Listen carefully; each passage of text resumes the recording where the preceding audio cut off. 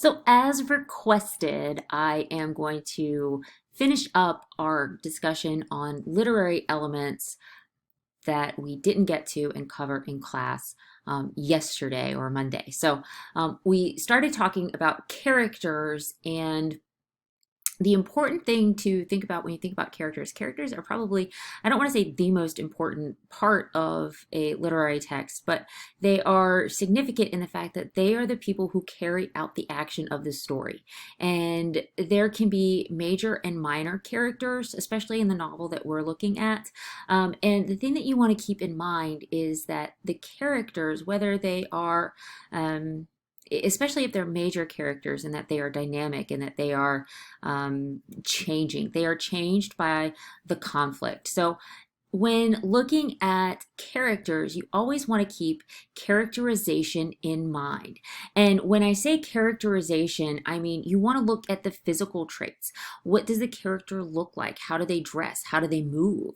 Their psychological or personality traits. How do they think? How do they perceive the things going on around them? Their motivations or their feelings. And this is really important when it comes to the novel that we're reading. What motivates these characters? How do they express their feelings? And how does that in turn dictate their behavior or their actions? In other words, how a character relates to and or impacts others in the story is really important. It's also really important to keep in mind how others see or react to any given character. What are the character's weaknesses or faults? What are their shortcomings? What are their strengths or their virtues? What are their positive characteristics?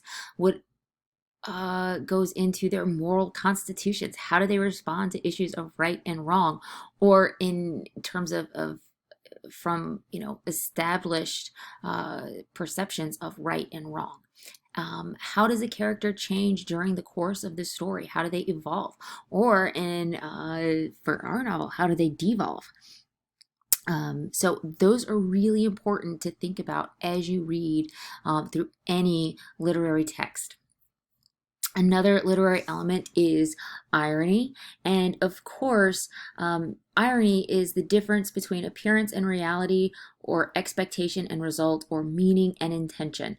And there are three types of irony that I'm sure that you guys are all familiar with. There's verbal irony, in other words, sarcasm, right? The opposite of words used to suggest the opposite of what is meant. So take, for example, if I go on a date with somebody who has a beat up piece of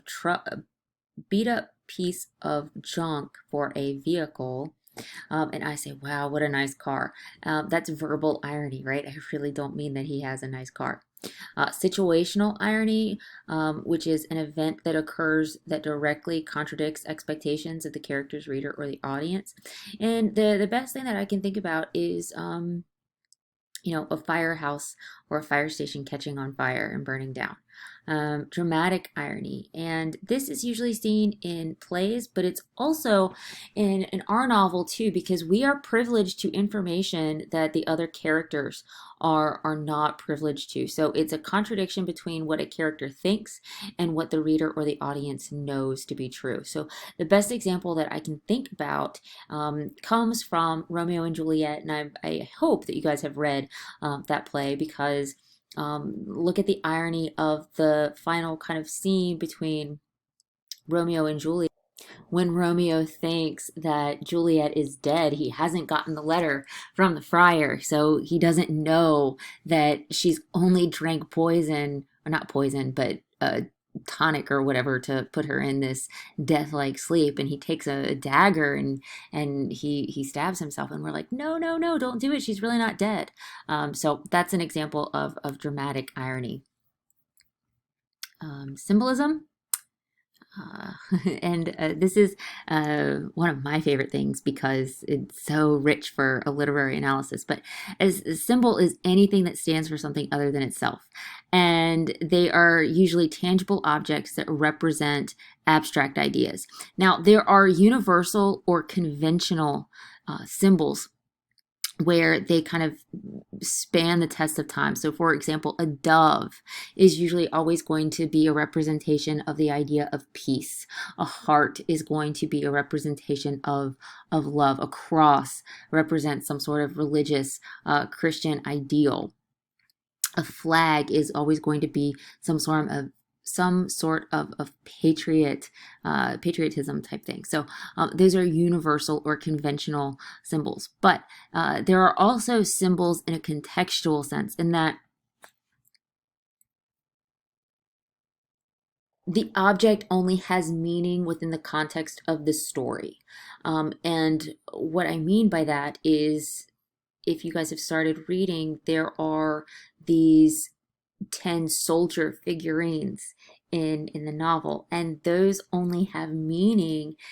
They have a specific meaning in our novel because of the context of the story. Let me know if you have any questions about that, and I'll try to be more specific. But the meaning of the object, like I said, depends on the story that's being told.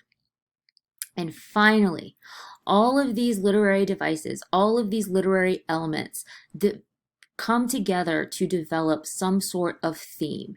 And when I say theme, I don't mean that it is a moral, right? A moral of the story, when you think of moral, it's like, a lesson to be learned. And that's not what I mean here when I say theme.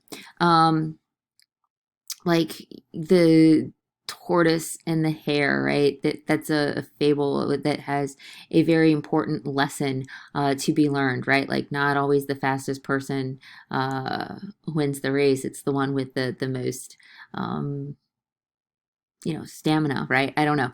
Or, if you look at a parable like the Good Samaritan, the lesson is to be a good neighbor, like State Farm. So, or if you look, I mean, there that's what I mean when I say it's amoral. And that is not that is not what I mean when I say theme. When I say theme, I mean it is the central idea. It is a thought or underlying meaning implied, either directly or indirectly, that is revealed throughout the story.